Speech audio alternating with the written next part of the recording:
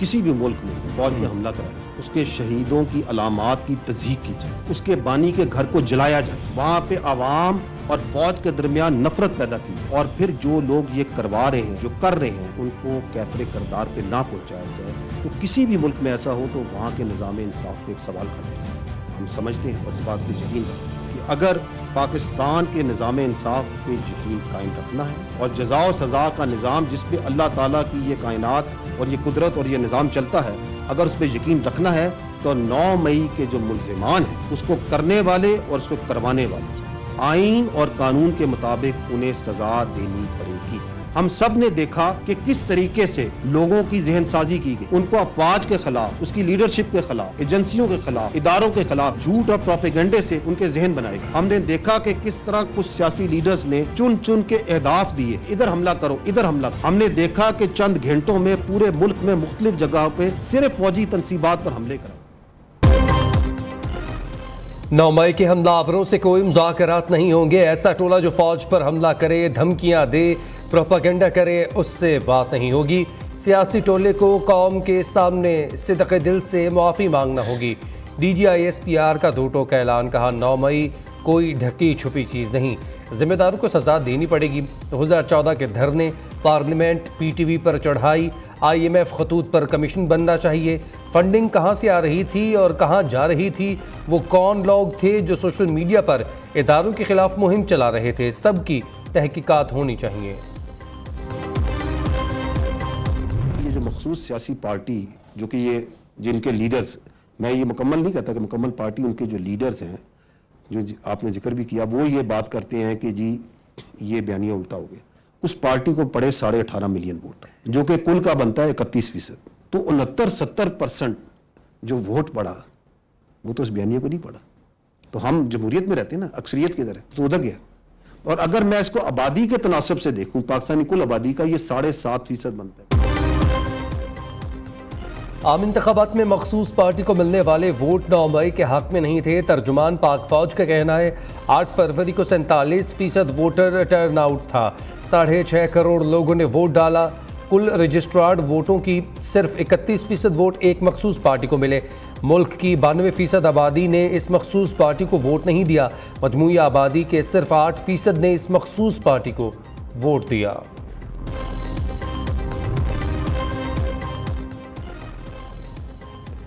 वफाकी काबीना का खुसूसी इजलास कल 9 मई को पार्लियामेंट हाउस में तलब। वज़ीर-ए-आज़म वफाकी काबीना के फोरम से सानहा 9 मई पर खुसूसी पैगाम देंगे। ज़राए के मुताबिक वफाकी काबीना के खुसूसी इजलास में शहदा से इजहार यकजहती किया जाएगा। 9 मई को स्याह दिन करार दिया जाएगा और काबीना पार्लियामेंट की बालादस्ती और जमहूरी रवैयों के फ़रोग़ पर जोर देगी।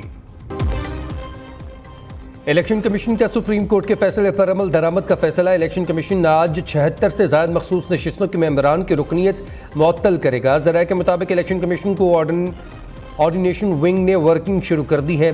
कौमी असम्बली की 23 मखसूस नशिस्तों की मुअत्तली होगी। सूबाई असम्बली के 53 से ज़ायद नशिस्तों की मुअत्तली का नोटिफिकेशन होगा। सुप्रीम कोर्ट ने सुन्नी इत्तेहाद कौंसिल की अपील पर मखसूस नशिस्तों की अलॉटमेंट मुअत्तल की थी। इलेक्शन कमीशन आज बाज़ाब्ता मंजूरी देगा।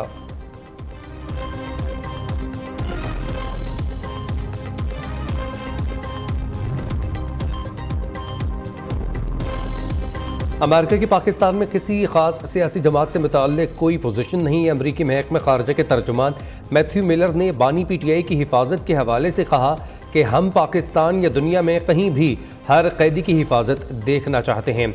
अमरीकी सफ़ीर ने उमर अयूब और अपोजिशन के दीगर अरकान से मुलाकात की है। दो तरफ़ा ताल्लुकात के लिए अहम अमूर पर बातचीत की गई। पाकिस्तान में किसी ख़ास सियासी जमात से मुताल्लिक़ कोई पोजीशन नहीं लेते। PIC चेयरमैनशिप पर PTI में इख्तलाफात बरकरार। Chairman PTI barrister Gohar Ali Khan कहते हैं पब्लिक अकाउंट्स कमेटी हमारी पार्टी का अंदरूनी मामला है, तंजीमी मामलात को शुएब शाहीन के साथ मिलकर देखेंगे। बोले अमरीकी सफ़ीर से मुलाकात का साइफर मामले से कोई ताल्लुक़ नहीं। 9 मई को मुल्क गिर पुरअमन एहतजाज करेंगे। जो जज मुदाखलत पर खामोश रहे उसे जज नहीं रहना चाहिए। जजा सज़ा को छोड़ें, सच बोलना चाहिए। तनकीद करने और झूठ बोलने में बहुत फ़र्क है। एक कमिश्नर ने झूठ बोला, किसी ने नहीं पूछा कि आपके पास कोई सबूत है। चीफ जस्टिस काजी फैज़ ईसा के जजेस मुदाखलत केस में रिमार्क्स कहा, ऐसा करेंगे तो हित्क़े इज़्ज़त दावा में उनकी जेबें खाली हो जाएंगी। सोशल मीडिया पर एक बमबारी होती है, इसलिए अहम केस की बराह रास्त समाअत का हुक्म दिया। IMF का मिशन अगले 7 से 10 दिनों में यहाँ आएगा और उसका मकसद ही ये है कि जो उसमें जो कॉन्टूर्स हैं, जो उसके खदोखाल हैं प्रोग्राम के, कितना अरसे के लिए होगा और उसका हुजम क्या होगा। इखराजात में कमी में एक बहुत बड़ी हर्डल पेंशन्स की है।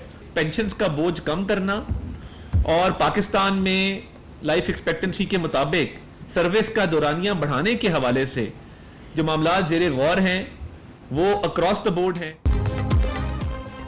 हुकूमत की रिटायरमेंट मुद्दत बढ़ाने और पेंशन इस्लाहात की तैयारियां। वज़ीर ख़जाना मोहम्मद औरंगज़ेब कहते हैं, सरकारी मुलाजमीन के रिटायरमेंट की मुद्दत में तौसी वक्त का तकाजा है। मुलाजमीन की पेंशन हुकूमत पर भारी बोझ है। गैर ज़रूरी तरक्याती अखराजात भी कम करना होंगे। खैरात से नहीं, मुल्क टैक्स देने से ही चलेगा। वज़ीर इत्तलात अता तारड़ बोले, रिटायरमेंट की मुद्दत और पेंशन इस्लाहात का इतलाक तमाम इदारों पर होगा। रिटायरमेंट की उम्र में इजाफे की तजवीज़ को किसी ओहदे से जोड़ना दुरुस्त नहीं।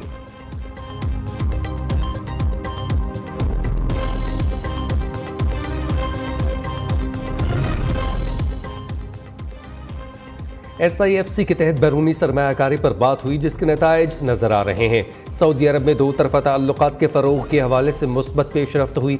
सऊदी वली अहद के दौरे से कबल 50 रुकनी सऊदी सरमायाकारों के वफद ने पाकिस्तान का दौरा किया। नायब वज़ीर आज़म वज़ीर ख़ारजा इसहाक डार की न्यूज़ कॉन्फ्रेंस कहा, आलमी इक़्तिसादी फ़ोरम की साइड लाइन पर वज़ीर आज़म ने MD IMF और बिल गेट्स समेत अहम मुलाकातें की।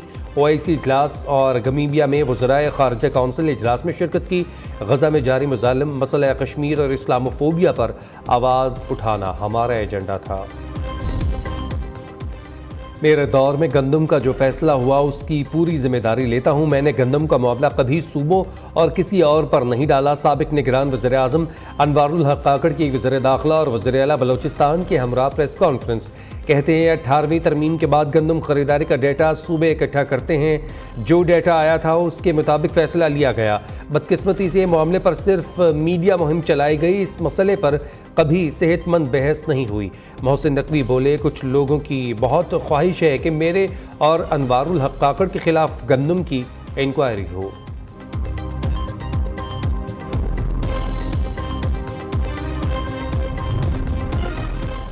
वज़ीर आला पंजाब मरीम नवाज की ज़ेर सदरत इजलास पंजाब के 8 शहरों में CBD बिजनेस सेंटर्स कायम करने पर इत्तफाक। IT सिटी के लिए चीन, जनूबी कोरिया और सऊदी अरब की कंपनी से डील फाइनल करने की हिदायत। सेंट्रल बिजनेस डिस्ट्रिक्ट अथॉरिटी के प्रोजेक्ट्स से मुतालिक ब्रीफिंग दी गई।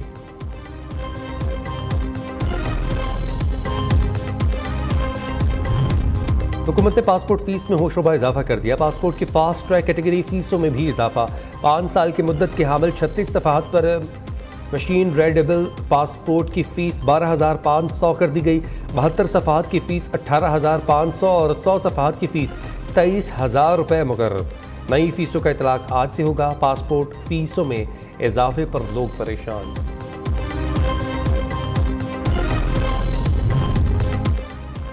बगैर परमिट और हज जवाबित की खिलाफ वर्जी पर जुर्माने का ऐलान। मक्का मुकरमा से सऊदी वजारत दाखिला के मुताबिक बगैर हज परमिट खिलाफ वर्जियों पर शहरियों, मुकीम गैर मुल्कियों और विजिटर्स पर 10,000 रियाल जुर्माना किया जाएगा। खिलाफ वर्जी पर बेदखली और ममलकत में दोबारा दाखिले पर पाबंदी आयद की जाएगी।